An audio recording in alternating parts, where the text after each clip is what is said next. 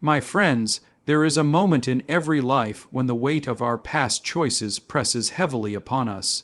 We think of the missed opportunities, the words we wish we had not spoken, the compromises we wish we had never made. It is tempting in those moments to hide from ourselves, to distract, to numb, to pretend, but there is a deeper, more courageous path, the path of the comeback.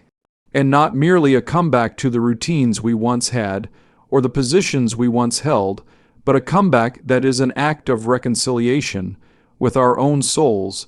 You see, the person you have been is not your enemy, but neither should they be left unchallenged. When we drift from our highest calling, we are, in effect, breaking a covenant with ourselves.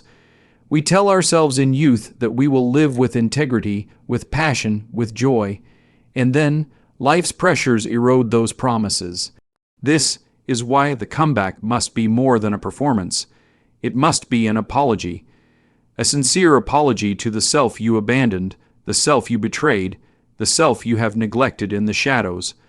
Such an apology is not made with words alone. It is written in action. It is seen when you reclaim discipline, when you stand again for truth, when you refuse to live in the smallness of resentment or fear. It is heard when your inner voice says, "I will not leave you again." And let us be clear, this apology is not about shame. It is about restoration. Shame shackles, but true repentance liberates.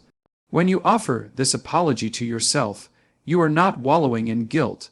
You are opening the door to a deeper joy, one rooted in alignment between who you are and who you were created to be. So my challenge to you is this: rise again, not simply because life demands it, but because your own soul deserves it. Let your comeback be your confession. Let it be your amends. Let it be your peace treaty with yourself. And in that reconciliation, you will find a freedom no failure can ever take away. Life inevitably brings moments of regret, moments when we look back and feel the sting of what could have been, missed opportunities that slip through our fingers like sand, leaving us wondering what different path our lives might have taken if only we had acted sooner. Words we wish we had never spoken, because once they left our lips, they could never be taken back, and their echo still lingers in our memory. Choices we made in haste or in fear, which pulled us away from the person we promised ourselves we would be. There are times when the values we once held high seem too heavy to carry in the moment, and so we set them down, convincing ourselves it was only temporary. But days turned into years, and somewhere along the way, the gap between who we are and who we intended to be grew wider. And when we finally pause long enough to take stock, we see that we are no longer standing where we thought we would be. We begin to feel the quiet ache of having let ourselves down.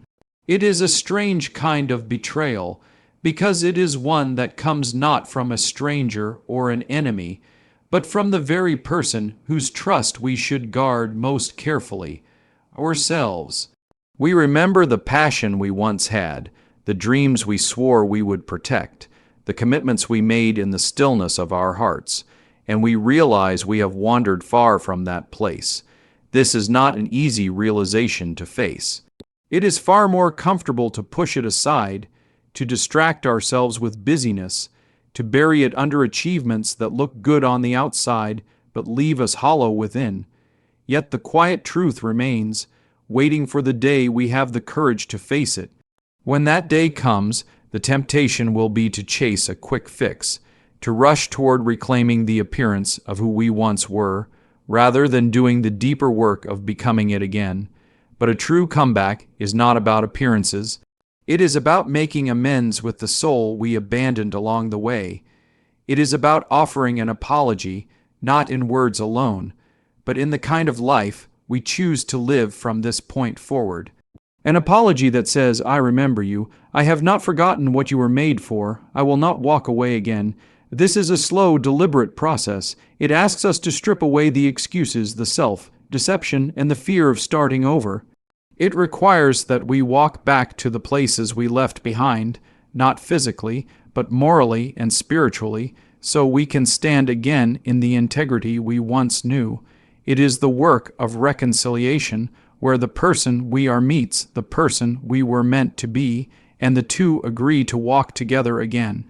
And in that meeting, the regrets that once weighed us down become the very reason we rise. We often avoid facing ourselves, not because we do not know the truth, but because we fear the weight of what that truth will demand from us. It is easier to keep moving, to fill our days with noise and activity, than to sit still long enough to hear the voice of our own conscience. Distraction becomes our shield. We bury ourselves in work, in entertainment, in endless scrolling, telling ourselves that we are simply keeping busy, when in reality we are hiding from something far more personal. Sometimes we even dress it up in productivity. We convince ourselves that because we are accomplishing tasks, meeting deadlines, and staying engaged, we must be fine, but busyness can be the most respectable form of avoidance. We deny what is stirring inside us, as if ignoring it long enough will cause it to fade away. We push aside the uneasy questions. Am I living with integrity? Am I honoring what I believe? Am I becoming the person I once promised to be? And yet those questions do not disappear. They hover just beneath the surface, waiting for a quiet moment to rise. This is why silence can feel so uncomfortable. The stillness strips away the distractions and leaves us face with ourselves. And for many, that encounter is more frightening than any external challenge. Because when we are honest in self-examination, we can no longer hide behind excuses. We must acknowledge the compromises we have made, the truths we have avoided, the inner promises we have broken. This is not a comfortable process. It is far easier to turn on the television, pick up the phone, or busy ourselves with other people's problems than to deal with our own. Denial can be subtle, even polite. We tell ourselves that now is not the right time to reflect, that things will settle down eventually, and then we will have the space to face what's inside. But deep down, we know we are postponing the inevitable. Every day we delay, the gap between our outward life and our inner truth grows wider. And that gap has a cost. It drains our energy, it dulls our joy, and it leaves us feeling strangely disconnected from our own life. This is why distraction and denial, no matter how comfortable they feel in the moment, never truly satisfy. They are like temporary painkillers, numbing but not healing. True healing begins when we stop running from ourselves, when we dare to turn toward the very thing we have been avoiding, when we allow the light of honesty to shine on the parts of our life we would rather keep hidden. That is the beginning of restoration, because in that moment we stop being at war with ourselves. We stop pretending and we start listening. And in listening, we begin to hear again the voice that has been calling us back, not to who we were in the past, but to who we were meant to become all along.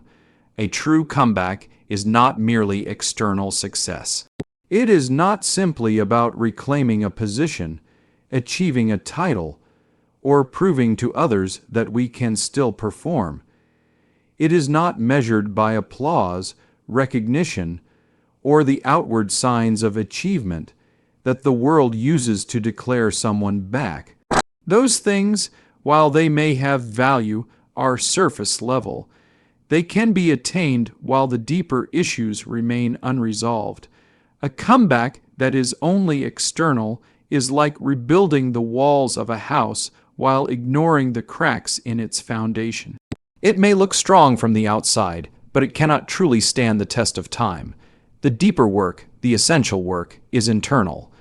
It is the reconciliation between who we are today and the truest version of who we were meant to be. It is the mending of the relationship with our own soul, because there are times in life when we walk away from ourselves, not physically, but in the quiet ways we compromise. We silence our convictions to avoid conflict. We neglect the values we once swore we would never betray. We let fear, fatigue, or the desire to please others pull us from our own integrity. And when that happens, there is a fracture inside us. It is not always visible to the world, but we feel it in our restlessness, in the gnawing sense that something essential is missing. This is why a true comeback requires more than restoring what others can see.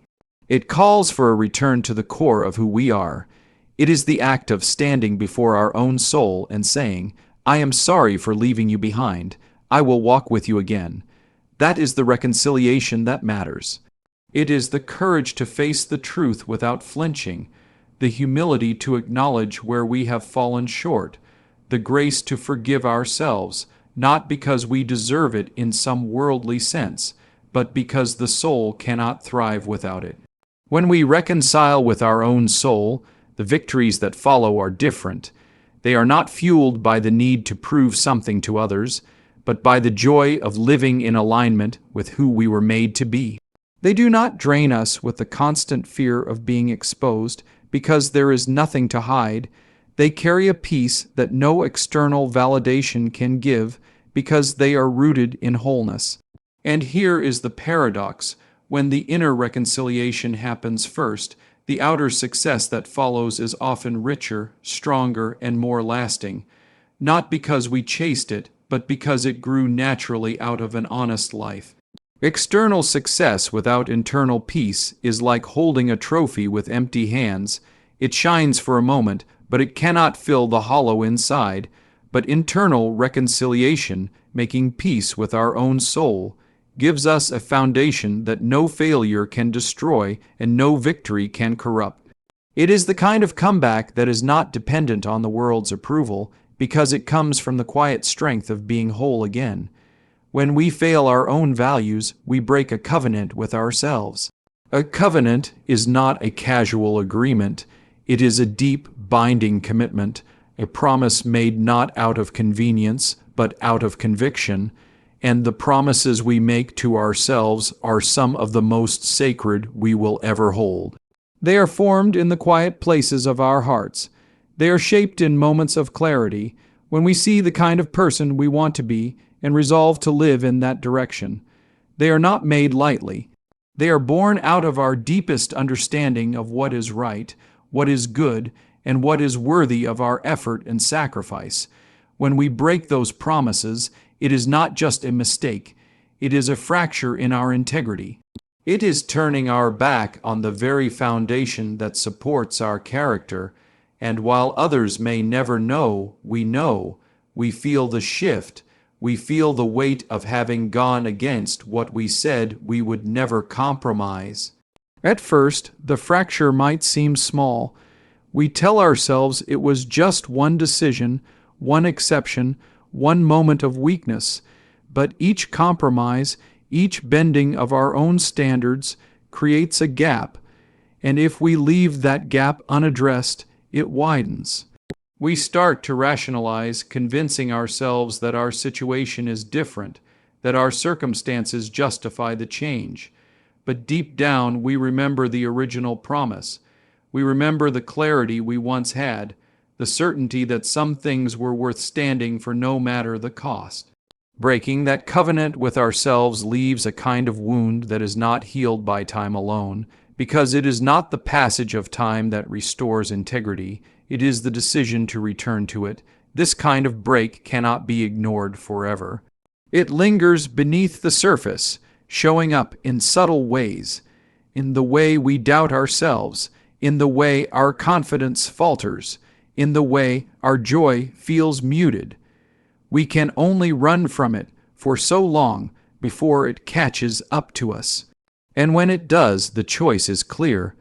We can continue down the path of compromise, growing further from who we truly are, or we can turn back and face the moment we walked away from ourselves. Facing it requires honesty.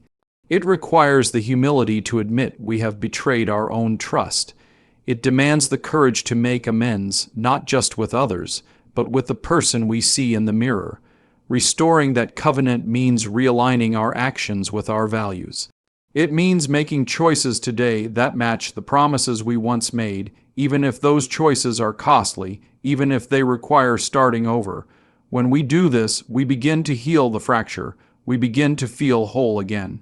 And the trust we rebuild with ourselves becomes a source of strength no external approval can match.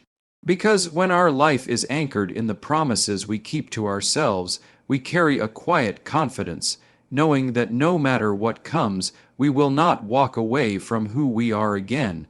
The comeback must be framed as a personal apology to the self we have neglected or betrayed.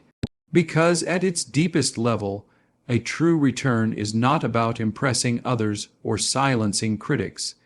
It is about looking inward and acknowledging that somewhere along the way, we turned our back on the person we were meant to protect ourselves. Neglecting ourselves is not always loud or dramatic. Sometimes it happens quietly, in the small decisions where we set aside our needs, our health, our dreams, for the sake of convenience, approval, or comfort. Betrayal of self can be even more subtle. It can be agreeing to things that violate our values, speaking words we do not believe, or living in ways that contradict the truths we once vowed to uphold. And when these moments pile up, we begin to feel a deep disconnection from who we truly are. We see it in the mirror and sense that something vital is missing. We feel it in our spirit, that uneasy awareness that we have been absent from our own life. An apology to the self is not about self-pity. It is not standing in front of our reflection with empty words. It is a promise in action, a deliberate choice to live differently from this point forward. It begins with an honest acknowledgement. I have let you down. I have left you unprotected. I have allowed fear, distraction, or compromise to pull me away from you, and I am sorry. These words matter, but they are not enough on their own. An apology is only real if it is followed by change. That means showing up for ourselves in ways we have not before. It means setting boundaries we once allowed to be crossed. It means saying yes to the disciplines that restore our strength and no to the patterns that once drained us. It means reclaiming the dreams we abandoned and the values we let slip. And it is not a one-time act. This kind of apology is a daily choice, a constant recommitment to live in a way that honors the person we are and the person we are becoming. It is a shift from living in reaction to living with intention. When we frame our comeback this way, the pressure changes. It is no longer about proving ourselves to others because their approval is secondary. It is about regaining the trust of the one person whose trust we cannot afford to lose. When we live in reconciliation with ourselves, the victories that come carry a different weight. They are not hollow achievements, but visible signs of an invisible healing. They remind us that the distance we once felt from ourselves can be closed, step by step, choice by choice. And as that gap closes, something remarkable happens. We begin to feel at home in our own life again. The apology turns into a partnership. The self we neglected becomes the self we now protect, and in that protection, we find a strength that makes our comeback not just possible, but inevitable. This apology is made through action, not words. Because words on their own are fragile. They can be spoken in a moment of emotion and forgotten the next day. They can be dressed up with sincerity and still remain empty if they are not followed by real change. An apology to ourselves must be lived, not just spoken. It must show itself in the choices we make when no one is watching. It must be visible in the way we structure our days, the way we prioritize what matters, the way we refuse to slip back into the habits that once pulled us away from who we are. This is where discipline comes in. Discipline is the daily proof that we mean what we say. It is choosing the harder path because we know it leads to strength. It is keeping the promises we make to ourselves, even when the mood fades, even when the motivation is gone. Discipline is what bridges the gap between intention and reality, but discipline alone is not enough. It must be paired with courage. Courage is the willingness to face the discomfort that comes with change. It is confronting the truth about our past without sugarcoating it. It is walking into situations where fear whispers, "You can't," and choosing to go forward anyway. Courage is standing for our values even when it costs us approval, even when it costs us comfort.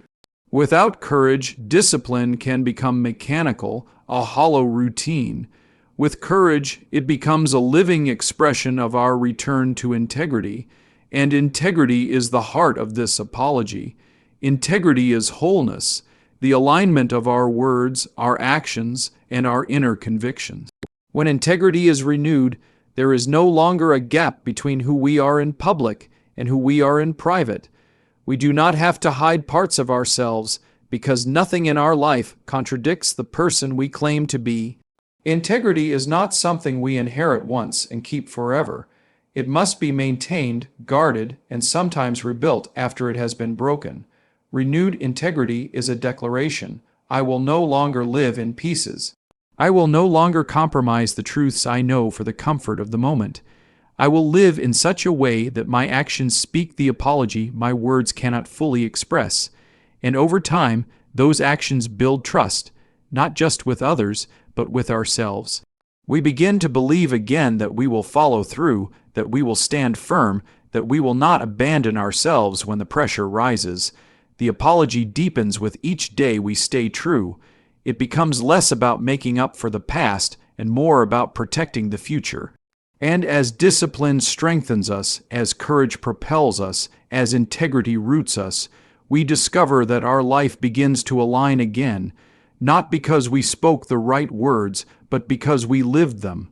The purpose is restoration, not shame. Because shame does not heal. Shame traps us in the memory of our failure and convinces us that we are defined by it. It whispers that we are unworthy of trying again, unworthy of standing up, unworthy of returning to the life we were meant to live. Shame keeps us looking backward, replaying the moments we wish we could erase. It builds a prison in the mind where every step toward change feels impossible because we are chained to what we have done. But that is not the path of a true comeback. The goal is not to sit in the ashes of regret and call it humility.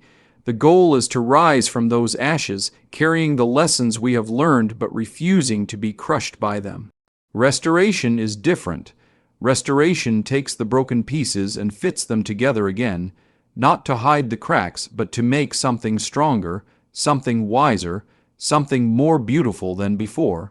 It is the art of rebuilding a life that is not perfect, but whole. Restoration begins with repentance, but repentance is not the same as shame. Shame says, "You are beyond hope." Repentance says, "You can return." Shame says, "You are too damaged to be used again." Repentance says, "You are ready to be made new." Repentance is not self-punishment. It is self-liberation. It is the choice to turn away from what has been destroying us and to walk toward what will restore us. It is not about paying off a debt with endless guilt. It is about closing the door to the patterns that once stole our peace and stepping into the freedom of a different way of living. Repentance opens the path to liberation because it is not just about leaving something behind. It is about moving towards something better. It clears the fog of shame so we can see the road ahead. It invites us to see ourselves not as the sum of our failures, but as someone who has been refined by them. And in that freedom, we are no longer controlled by the fear of repeating the past. We walk differently. We speak differently. We choose differently. We stop defining ourselves by the chapter that nearly ended us and start defining ourselves by the courage it took to turn the page. Liberation does not erase the past, but it removes its power to dictate our future. It allows us to live without hiding. It restores our voice, our dignity, and our capacity to dream again. This is why the purpose can never be shame. Shame leaves us in bondage. Restoration sets us free. And freedom is where we find the strength to make the comeback not just possible, but lasting. Living in alignment with our true self brings deeper joy than external achievements alone. Because external achievements, while they can be satisfying, are fleeting by nature. They are tied to seasons, to circumstances, to the opinions of others. They can be celebrated one moment and forgotten the next. They can win us applause and still leave us lying awake at night, feeling strangely empty. But when we live in alignment with who we truly are, the joy it produces does not depend on applause. It is a quiet, steady joy, rooted so deeply that no loss, no failure, no criticism can uproot it. Living in alignment means that what we believe in our hearts matches what we do with our hands. It means our words and our actions tell the same story. It means we do not have to divide ourselves into a public version and a private version. We do not have to wear a mask to be accepted, because the person we show to the world is the same as the person we are when no one is looking. That kind of unity within the soul brings a peace that no trophy can match. It allows us to move through life without the heavy burden of pretending. It frees our energy for creativity, for love, for purpose, because we are no longer wasting it on maintaining a false image. External achievements can decorate a life, but alignment gives that life its foundation.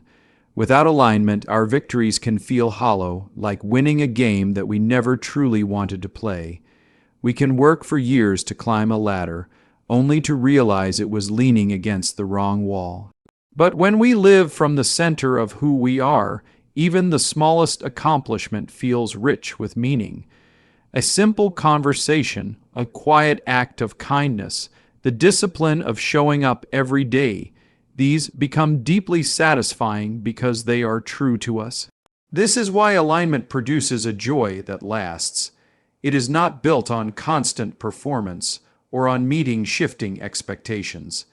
It is built on the solid ground of integrity. And when life inevitably brings challenges, alignment becomes our anchor. We may lose positions, possessions, or praise, but we do not lose ourselves. And when we do not lose ourselves, joy remains. This joy is not loud. It does not need to be broadcast. It is felt in the quiet confidence of knowing we are living as we were meant to live. It is the contentment of walking a path that belongs to us, even if it is not the fastest or the most celebrated.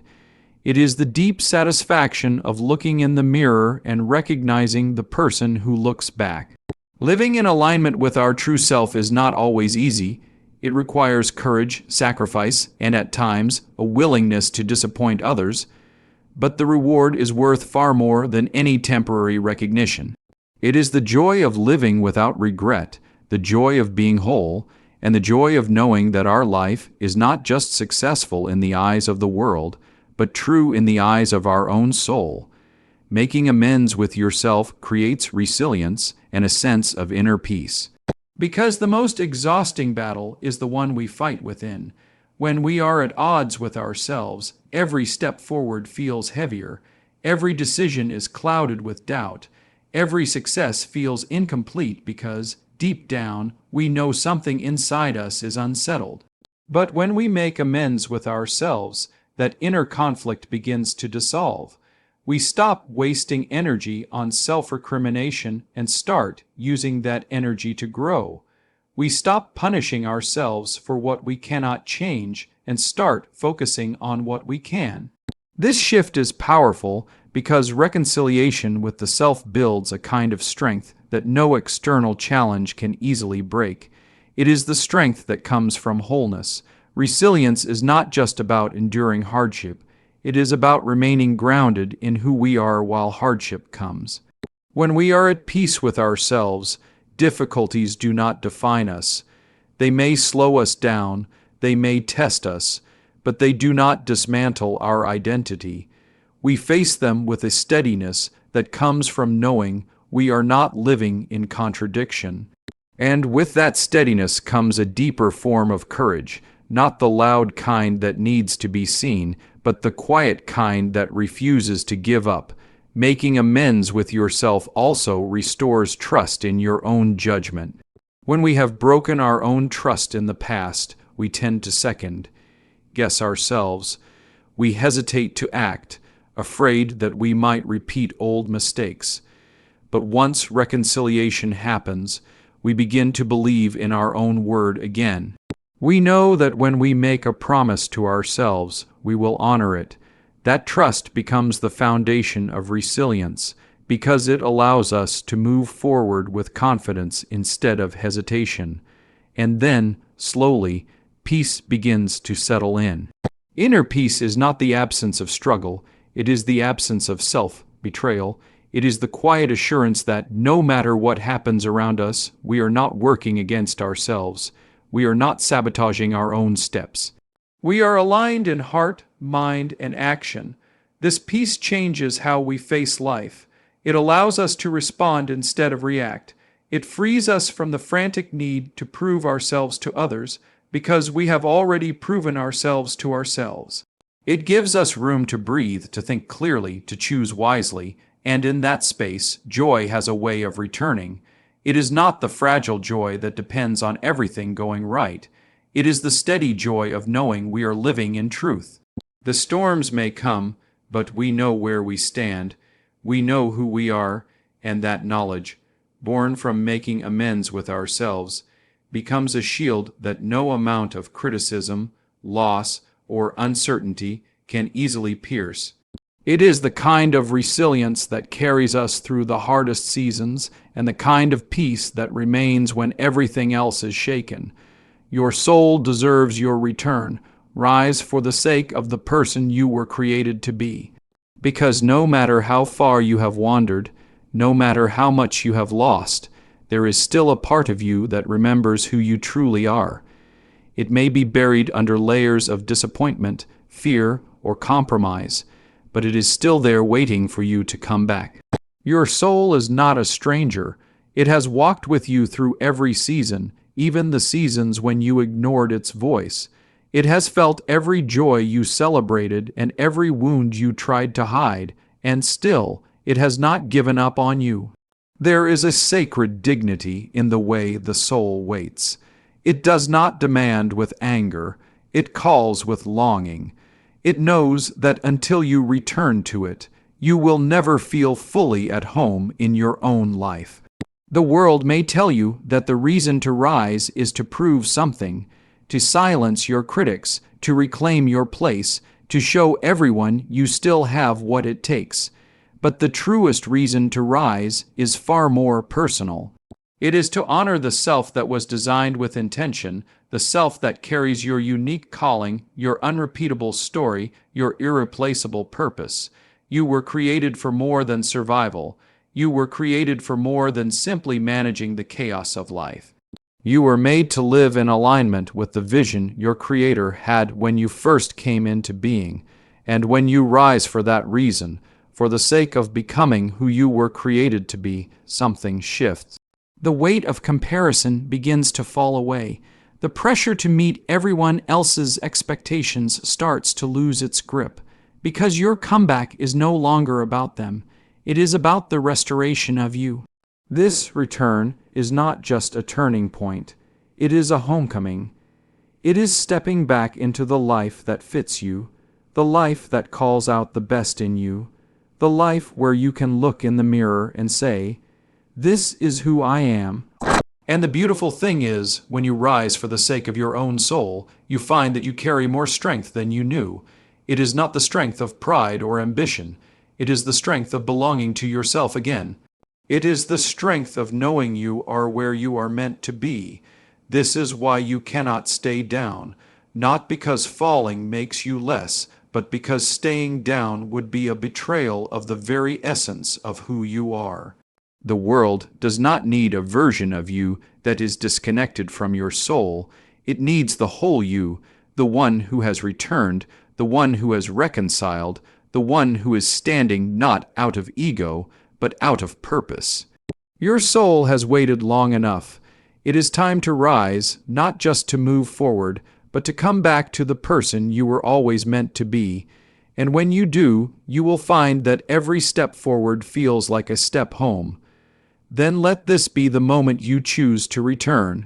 Not tomorrow, not when circumstances feel perfect. Now, because the most important promise you will ever keep is the one you make to your own soul. Stand up, even if your legs tremble. Speak truth, even if your voice shakes.